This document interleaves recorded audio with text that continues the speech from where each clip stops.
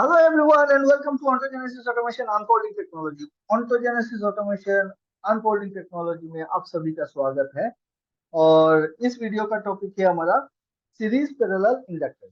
हमने अभी तक इंडक्टर का करंट, कैपेसिटर का वोल्टेज निकालना और ये सारी बातें हमने कर ली है। लास्ट वीडियो में हमने आपको ये प्रॉब्लम होमवर्क दिया था। आई डोंट नो कितनों ने किया है and I am waiting for your comment in the comment section.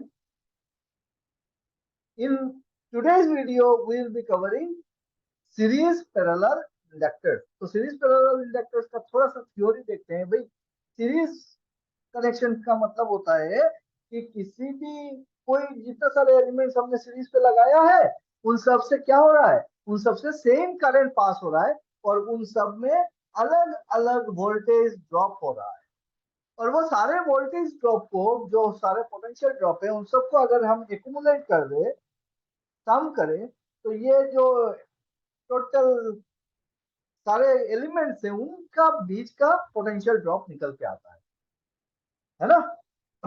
Overall जो बैटरी वोल्टेज है या फिर सप्लाई वोल्टेज बोलो, सोर्स बोलो या फिर दो टर्मिनल का पोटेंशियल ड्रॉप बोलो, वो होता है कितना, सम ऑफ द इंडिविजुअल वोल्टेजेस। ये होता है हमारा सीरीज सर्किट का पहला नियम। क्या नियम है कि करंट जो है वो सारे एलिमेंट से सेम जा रहा होगा और सारे वोल्टेज ड्रॉप में ऐड करने से हमारा इक्विवेलेंट वोल्टेज ये निकलना चाहिए। चलो, और क्या होता है, पावर जो होगा, इंडिविजुअल पावर जो निकलेगा, L1 L2 L3, या फिर अगर इसके जगह पे मैं रेजिस्टेंस कंसीडर करता कि ये R1 होता, R2 होता, R3 होता, Rn होता, तो सेम इंडक्टर में और रेजिस्टर में हमको कोई डिफरेंस देखने को नहीं मिलेगा सीरीज सर्किट पे। ठीक है, तो अगर ऐसा है तो देखो V is equal to V1 plus V2 plus V3 लिख सकते हैं, है ना। और हमको पता है V का वैल्यू कितना होता है करंट के टर्म्स पे। अगर मैं लिखूं L D I D T, L D I D T होता है, सबको हमने रिप्लेस कर दिया L डी आई से। फिर L को कॉमन ले लो तो D I D T, sorry D I D T को कॉमन ले लो तो L1 plus L2 plus L3 ऐसा आ जाएगा, समेशन ऑफ L। इसका मतलब इसको हम लिख सकते हैं L equivalent equal to L1 plus L2। Similarly हमने जैसे रेजिस्टेंस के केस पे किया था कि सीरीज सर्किट है तो वोल्टेज सारा एडिटिव होगा और V is equal to nothing but my V equal to I into R. तो हमने क्या लिख दिया था, I into R1 plus I into R2 plus I into Rn, और I को कॉमन ले लो तो R1 plus R2 plus R3 हो जाता है। तो I into R, R equivalent क्या हो जाता है, R1 plus R2 plus R3, है ना, याद है। तो ये तो बड़ा सिंपल सा मामला है सीरीज का और आई होप इसको बहुत ज्यादा एक्सप्लेन करने की जरूरत नहीं है, आप सबको पता है। नाउ फॉर एन, अगर सारे के सारे एल होते, N number of inductors having the inductance, self inductance L हम कनेक्ट करते हैं, तो एन नंबर कनेक्ट करने से कितना हो जाता है, उसका इक्विवेलेंट एन एल हो जाता है ना, एन एल हो जाता है। So equivalent inductance of a series connected inductors is the sum of individual inductance. Sum of individual inductance. Am I clear, everyone? Next part देखते हैं कि parallel में क्या होता है. So this is the parallel connection. Parallel connection का फंडा ये है कि इसमें जो वोल्टेज अक्रॉस द एलिमेंट्स होंगे सारे के सारे, जो पैरेलल में बोलेंगे हम लोग, उसमें हमारा दो चीज होना चाहिए। एक तो होना चाहिए कि voltage across the elements must remain constant, voltage same रहे सब में। L1 का वोल्टेज, L2 का वोल्टेज, L3 L1 सबका वोल्टेज जो है यहाँ पे सेम रहे और करंट जो है वो स्प्लिट हो जाए, है ना, करंट सब में स्प्लिट हो जाए। तो ये है मेरा पैरेलल कंडीशन, पैरेलल कनेक्शन का कंडीशन। तो करंट अगर सेम नहीं, करंट अगर स्प्लिट हो रहा है तो मैं लिख सकता हूँ I is equal to I1 plus I2 plus I3, इस टाइप से। और I का वैल्यू हमको पता है वोल्टेज के टर्म से, अगर वोल्टेज से हम निकालना चाहते हैं तो 1 by L integration of T naught to T naught क्या है, जब से हम कंसीडर कर रहे हैं इनिशियल कंडीशन, जब हमने स्विच को ऑन किया और टी नॉट से लेके टी तक जहां पे हम लोग कंसीडर कर रहे हैं वहां तक इंटीग्रल कर दो, किसको, वी dt को, वी dt को। आपको पता है कि v is equal to L D I D T, और इसके बारे में हमने बहुत बार बात किया है कि v dt को हमने क्या किया, इंटीग्रेट कर दिया dt से, टाइम के साथ वोल्टेज को हम ऐड करते जाएंगे तो मुझको क्या मिल जाएगा, करंट मिल जाएगा, है ना, करंट मिल जाएगा। ऐसा क्यों, क्या वो भी बताना जरूरी है, नहीं जरूरी है, चलो छोड़। प्लस क्या कर रहे हैं, एक कांस्टेंट टर्म आता है और वो कांस्टेंट टर्म किसकी का होता है, क्योंकि ये इंडक्टर का पहले से कुछ एनर्जी रहा होगा और वो पकड़ लो माइनस इंफिनिटी पे वो जीरो था, और माइनस इंफिनिटी से लेके टी नॉट तक उस पे कुछ एनर्जी है या फिर कुछ करंट जमा हुआ है, चार्ज जमा हुआ है, सॉरी चार्ज बोल रहा हूँ, करंट पास हो रहा है तो एनर्जी स्टोर हुआ है। तो वो माइनस इंफिनिटी से लेके टी नॉट तक, 1/L, माइनस इंफिनिटी से लेके टी नॉट तक जो वोल्टेज का चेंजेस रहा है वो भी हमको कंसीडर करना है, और इसको इनिशियल कंडीशन बोलते हैं, तो आई के या फिर टी नॉट बोल सकते हैं, है कि नहीं भाई। तो हमेशा याद रखना, जब कभी भी आप इंडक्टर का करंट निकालने वाले हो तो आपको डायरेक्टली वो विदाउट लिमिट आप डायरेक्टली ऐसा मत कर देना V D T integration of V D T 1/L।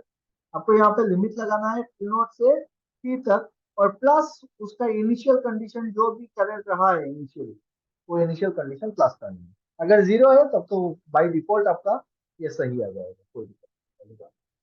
M I clear. तो जब हमने इसको यहाँ पे प्लेस किया तो हमने देखा 1/L तो कांस्टेंट है, 1/L1 plus 1/L2 plus 1/Ln ले लेते हैं, और इंटीग्रेशन ऑफ टी नॉट से टी तक वी डी टी, और फिर I1 I2 I3 IN इस टाइप से आया। अब क्या हो गया, ये एंटायर पार्ट जो है ये मेरा एल इक्विवेलेंट कहला सकते हैं, 1/L इक्विवेलेंट ये वाला पार्ट, और इंटीग्रेशन ऑफ टी नॉट से टी वी डी टी, ये तो सब में सेम है, integration of V D T T naught से टी तक, ठीक है नहीं, वो आ गया, plus summation of all the past current, sum कर दिए। तो अल्टीमेटली हमको क्या देखने को मिल जाएगा कि summation of this is nothing but your initial condition है आई टी नॉट, और 1/L Q equivalent T naught से। Am I clear. तो हमको क्या मिला भाई, पैरेलल में इंडक्टेंस कितना होता है, 1/L equal to 1/L1 plus 1/L2। तो ये सिमिलरली हमारा रेजिस्टेंस जैसे बिहेव करता है पैरेलल में, वैसे ही बिहेव कर रहा है, 1/R equal to 1/R1 plus 1/R2 plus 1/R3, इस तरीके से बिहेव कर रहा है, तो इसमें कोई कंफ्यूजन नहीं। Am I clear, am I clear.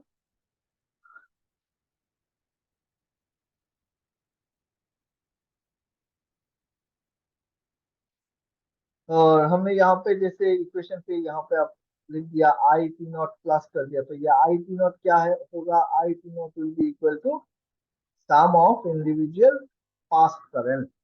Okay. So equivalent inductance in parallel inductors is the reciprocal of sum of the reciprocal of the individual inductance. और हम लिख सकते हैं 1/L equal to 1/L1 plus 1/L2, और EQ is equal to L1 by L1 L2 by L1 plus. It is similar like our resistance. I hope this much is very known to you. This part is very much known to you. इसमें बहुत ज्यादा कुछ बोलने का नहीं है मुझको। ये टेबल आप सबको बहुत बढ़िया से देखना है, बहुत बार कंफ्यूजन क्रिएट होता है, इसमें क्या कंफ्यूजन होता है कि भाई V is equal to I into R, ये कौन क्या है, Ohm's law, V equal to I into R. ये वोल्टेज जो होगा ना, ये सर्किट का वोल्टेज नहीं है, कौन सा वोल्टेज है, ये वो पर्टिकुलर रेजिस्टेंस जो है उस रेजिस्टेंस के अक्रॉस का वोल्टेज है। ये करंट कौन सा करंट है, वो करंट इस रेजिस्टेंस के थ्रू जो पास हो रहा है वो करंट है। ऐसा नहीं है कि यहाँ पे भी कुछ रेजिस्टेंस है, यहाँ पे रेजिस्टेंस है, यहाँ पे रेजिस्टेंस है, और यहाँ पे कुछ वोल्टेज भी है, और मैं उस वोल्टेज को कंसिडर कर लूं और मैं निकालना चाहता हूँ कि यहाँ पे इस रेजिस्टेंस के अक्रॉस का वोल्टेज, ऐसा नहीं होना चाहिए, है ना? क्या मेरी बातें क्लियर है एवरीवन? नहीं है तो बताना भाई, क्योंकि आप लोग नहीं बोलोगे तो मुझको पता नहीं चलेगा कि मेरी बातें आपको क्लियर हो रही है कि नहीं हो रही है। दूसरा है कि अगर हम कैपेसिटर की बात करते हैं तो कैपेसिटर के अक्रॉस का वोल्टेज देखो, कैपेसिटर के अक्रॉस का वोल्टेज कितना होता है? 1/C T dot to T I T D T plus we T not. Initial condition में जो उसका वोल्टेज रहा होगा वो हमको कंसिडर करना। सिमिलरली इंडक्टर के केस पे, इंडक्टर के केस पे देखो, इंडक्टर के केस पे करंट का देखो, करंट क्या हो रहा है? पास्ट इसकी कैरी कर रहा है। इंडक्टर में करंट जो है वो पास्ट इसकी कैरी कर रहा है। तो यहां से हम उस बात को भी रिकॉल करते हैं कि कैपेसिटर जो है ना, कैपेसिटर क्या करता है? सडन चेंज इन वोल्टेज को अलाउ नहीं करता है। इंडक्टर जो है सडन चेंज इन करंट को अलाउ नहीं करता है। ऐसा क्यों? क्योंकि अगर किसी जीरो टाइम पे करंट अगर बहुत ज्यादा चेंज हो जाता है, इसका मतलब वोल्टेज इनफाइनाइट हो जाएगा। और कैपेसिटर के केस पे अगर टी dt जीरो होता है कि नो टाइम गैप पे करंट वोल्टेज इसका चेंज हो जाता है, तो dt will be equal to zero, और यहाँ पे मुझको कुछ वोल्टेज का चेंज देखने को मिलेगा, तो करंट जो है वो इनफाइनाइट हो जाएगा, which is practically not possible. और क्यों होता है वो मैंने पहले भी बताया। अगर हम एनर्जी पावर की बात करें, पावर या फिर एनर्जी की बात करें, है ना,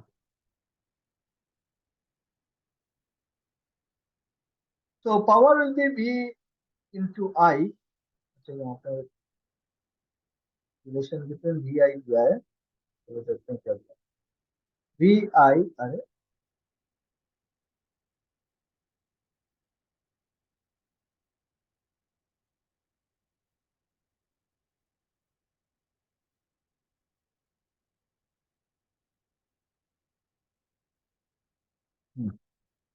वी आई का रिलेशन वोल्टेज इंडक्टर के केस पे capacitor, current to voltage, current I is equal to V by R होगा, इधर चला गया।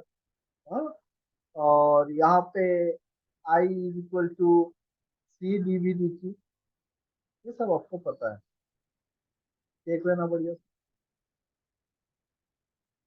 Power equal to what? Power equal to V voltage into current. तो वोल्टेज इंटू करंट कर दो, यहाँ से वोल्टेज इंटू करंट करो, है ना? तो वोल्टेज इंटू करंट अगर आपको मिलता है तो हम पावर को क्या बोल सकते हैं? पावर इज इक्वल टू, कहाँ पे लिखे, कहाँ पे लिखे, कहाँ पे, power is equal to v into I, voltage equal to I R, तो ये होगा equal to current equal to V by R, यहाँ से करंट को रिप्लेस कर दो। बात एक ही है, बराबर है। आप लोग बहुत बार कंफ्यूज होते हो सिर्फ इस बात के लिए, क्योंकि आप जो वोल्टेज और करंट कंसीडर करते हो ना, वो वोल्टेज और करंट हमेशा याद रखना कि जिस रेजिस्टेंस को आप पकड़ रहे हो उसी रेजिस्टेंस के अक्रॉस का वोल्टेज होना चाहिए और उसी रेजिस्टेंस के थ्रू पास होने वाला करंट होना चाहिए। ओके, तो ये बाकी बातें तो आप सबको पता है भाई। तो यहाँ पे एनर्जी दिया हुआ है, पावर तो इसका पावर देख के फायदा नहीं है, ये इंजॉय कर सकते हो। तो यहाँ पे कैपेसिटर में एनर्जी जरूरी होता है हमारा half C V square, half L I square, and resistance के केस पे कितना हो जाएगा? V square I square R into T, ये होगा एनर्जी। बोलो, am I clear? Series resistance R one plus R two, capacitance की सीरीज में कैपेसिटेंस देखो, पैरेलल रेजिस्टेंस और इंडक्टेंस की तरह सीरीज का कैपेसिटेंस वेरी हो करता है ना? Okay, okay everyone. Series resistance and series inductance same formula, L1 plus L2 कर दो, R1 plus R2 कर दो. Capacitance 1 by C1 होगा. Parallel resistance 1 by R1 plus. लेकिन कैपेसिटेंस उल्टा बिहेव करता है, रजिस्टर और इंडक्टर से हट के बिहेव करता है ना. चलो ठीक है. और अगर डीसी कंडीशन में अगर हम देखें तो रजिस्टर तो सेम रहेगा, डीसी हो एसी हो, सर्किट वेरिएबल चेंज नहीं होता है कोई भी रेजिस्टेंस के केस पे. और कैपेसिटर जो है डीसी में ओपन सर्किट होता है, इंडक्टर शॉर्ट सर्किट होता है. Circuit variable that can not change abruptly. तो रेजिस्टर के केस में वोल्टेज भी चेंज हो सकता है और करंट भी सडन चेंज हो सकता है, कोई दिक्कत वाली बात नहीं है. लेकिन इंडक्टर और कैपेसिटर के केस पे दिक्कत वाली बात है, क्योंकि जब हम साइनोसॉइडल यूज करेंगे, जब वोल्टेज चेंज होना चाहेगा तो capacitor sudden change in voltage को अपोज करेगा, inductor sudden change in current को अपोज करेगा. Passive sign is convention is assume, मतलब हम लोग जो पैसिव साइन कन्वेंशन होता है वो एज्यूम करेंगे. और पैसिव साइन कन्वेंशन का मतलब क्या होता है? पैसिव साइन कन्वेंशन का मतलब होता है, अगर मेरा एक रजिस्टर है, सॉरी मोटा हो गया ये तो, अगर कोई मेरा, अगर अगर मेरा एक, जो भी बहुत मोटा है यार, कैसे करें. हाँ, अगर कोई भी मेरा एक पैसिव एलिमेंट है, पैसिव एलिमेंट क्या क्या है हमारे पास, आर एल एम सी, है ना, और डायोड है. डायोड भी पैसिव एलिमेंट है. बाकी सारे सेमीकंडक्टर डिवाइसेस एक्टिव एलिमेंट होते हैं, सिर्फ R L C and diode passive element में कंसीडर करेंगे. और बाइलेटरल है R L and C, diode unilateral है, तो आपको पता है ना. ना पैसिव साइन कन्वेंशन का मतलब होता है करंट जो होगा ना वो हमेशा हायर पोटेंशियल से लोअर पोटेंशियल की तरफ जा रहा होता है. और इसी पैसिव एलिमेंट के लोड के बेसिस पे हमारा जो वोल्टेज होता है, वो वोल्टेज को हम लोग प्लस माइनस.